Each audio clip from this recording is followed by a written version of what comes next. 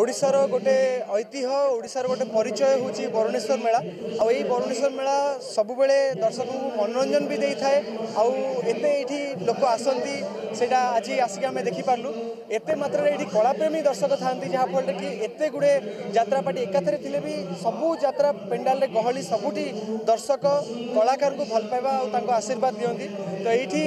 गोटे कलाकार हिसाब से आसिकी माने जो आशीर्वाद मिले दर्शकों से सबू कलाकार को बहुत मात्रा बहुत उत्साहित करे मुझे भाया कला संस्कृति को बंचाई रखापी जो बरुणेश्वर मेला यहाँ आम सारा ओडिशा गोटे गोटे आदर्श हो सबुदिन बर्तमान परिस्थिति यात्रा मालिक संघ पक्ष जो आह्वान दी जाए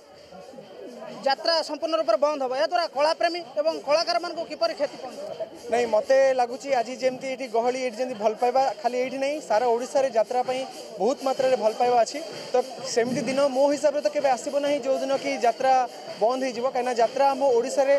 लोकंर रक्त रे मिसिकी अच्छी तो सिनेमा